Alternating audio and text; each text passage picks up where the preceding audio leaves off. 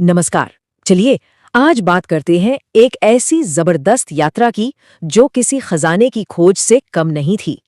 ये कहानी है राहुल सांकृत्यायन की अविश्वसनीय तिब्बत यात्रा की।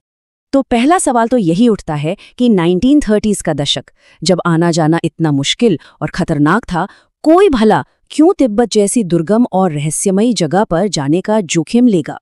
जवाब है एक ऐसे खजाने के लिए जिसकी कीमत सोने चांदी से कहीं कहीं ज्यादा थी। और ये खजाना था सदियों से खोया हुआ ज्ञान जो प्राचीन ग्रंथों में कहीं छिपा पड़ा था। और इस खजाने की तलाश में निकले थे एक बहुत ही असाधारण व्यक्ति। तो चलिए मिलते हैं इस कहानी के नायक राहुल सांकृत्यायन से। उन्हें महापंडित का टाइटल दिया गया था, जिसका मतलब होता है महान विद्वान, और ये उपाधि उन्हें यूं ही नहीं मिली थी। उनका व्यक्तित्व वाकई कमाल का था। जरा सोचिए, एक ऐसा इंसान जो 30 से ज्यादा भाषाएं जानता हो, जिसमें तिब्बती, संस्कृत और चीनी भी शामिल हैं। वो एक इतिहासकार थे, एक समाज सुधारक थे, और उन्होंने लगभग 150 किताबें लिखी। उन्हें हिंदी यात्रा साहित्य का जनक भी माना जाता है। तो जाहिर है वो कोई आम यात्री तो नहीं थे। तो ये महान विद्वान आखिर तिब्बत गए क्यों? असल में उनकी ये यात्रा एक तरह का बचाव अभियान थी, खोई हुई किताबों को बचाने का एक मिशन। उनके अपने शब्दों में कहें तो, मैंने देखा कि भारतीय दार्शनिकों के कई ग्रंथों के अनुवाद और बहुमूल्य ऐतिहासिक सामग्री तिब्बत में मिल सकती है। मैंने निश्चय कर लिया कि मुझे जाना ही होगा। ये उनका जुनून था, एक संकल्प।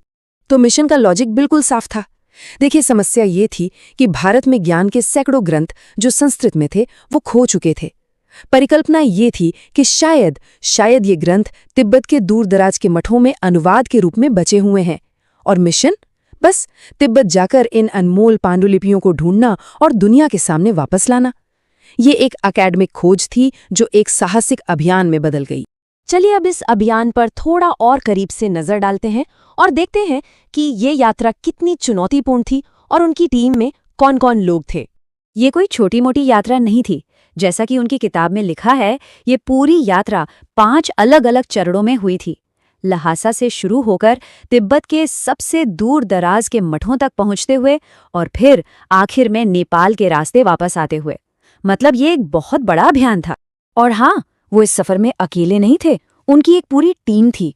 लक्ष्मी रत्न थे जो फोटोग्राफर के तौर पर सब कुछ रिकॉर्ड कर रहे थे, इंची-नेची खच्चरों के एक्सपर्ट थे, वनक सुरक्षा संभाल रहे थे, और जैनू रफा एक चित्रकार थे।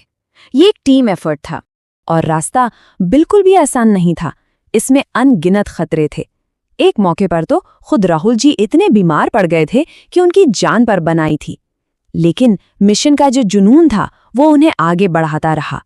तो महीनों के सफर और न जाने कितनी मुश्किलों के बाद आखिरकार वो उस पल के बिल्कुल करीब पहुंच रहे थे जिसका उन्हें बेसब्री से इंतजार था। खोज का पल। एक मठ में जब उन्होंने सदियों पुरानी पांडुलिपियों को निकालने के लिए हाथ डाला तो उनके हाथ में सिर्फ कीचड़ आई। उन्होंने लिखा है, मेरा तो दिल ही बैठ गया। सोचिए वो पल। एक लम्हे के लिए लगा कि सब कुछ नष्ट हो गया है, सारी मेहनत बेकार चली गई।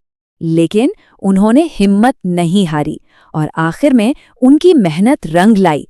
उन्होंने 150 से भी ज्यादा, हाँ 150 से ज्यादा बेशकीमती पांडुलिपियां और ग्रंथ बरामद किए।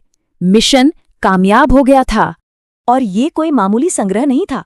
इसमें बौद्ध दर्शन के वो ग्रंथ थे जो खो चुके थे, ताड़ के पत्तों पर लिखी संस्कृत की पांडुलिपियां थीं, महान भारतीय विचारकों के मूल काम थे, प्राचीन कला और बहुत कुछ। सच कहें तो उन्होंने भारतीय इतिहास के एक खोए हुए पुस्तकालय को ही फिर से खोज निकाला था। पर राहुल सांकृत्यायन ने सिर्फ किताबें ही नहीं बचाईं, उन्होंने अपनी यात्राओं से एक पूरा का पूरा जीवन दर्शन भी तैयार किया। उन्होंने इसे नाम दिया घुमक्कड़ शास्त्र, यानी घूमने का विज्ञान। उनके लिए घूमना सिर्फ छुट्टी मनाना नहीं था, बल्कि ये ज्ञान हासिल करने का, संस्कृति को समझने का और खुद को जानने का सबसे बड़ा जरिया था। ये आज के टूरिज्म से कितना अलग है ना? आज का टूरिज्म ज्यादातर मनोरंजन पर फोकस करता है, जबकि घुमक्कड़ी ज्ञान की खोज है। एक बस जिंदगी से एक ब्रेक है तो दूसरा जिंदगी जीने का एक तरीका है। ये एक निष्क्रिय अनुभव के बजाय दुनिया को सक्रिय रूप से समझने की एक कोशिश है। तो आखिर में राहुल सांकृत्यायन की विरासत सिर्फ वो किताबें नहीं हैं जिन्हें वो वापस लाए। उनकी असली विरासत तो ये सोच है कि सच्चा ज्ञान बंद कमरों में नहीं बल्कि दुनिया की यात्रा करके, उसे समझकर और उसके साथ जुड़कर ही पाया जा सकता है। और ये हमें एक बहुत ही दिलचस्प सवाल पर लाकर छोड़ देता है। आज की इस दुनिया में ऐसा कौन सा भूला बिसरा ज्ञान है जो कहीं बाहर किसी कोने में हमारे खोजे जाने का इंतजार कर रहा है?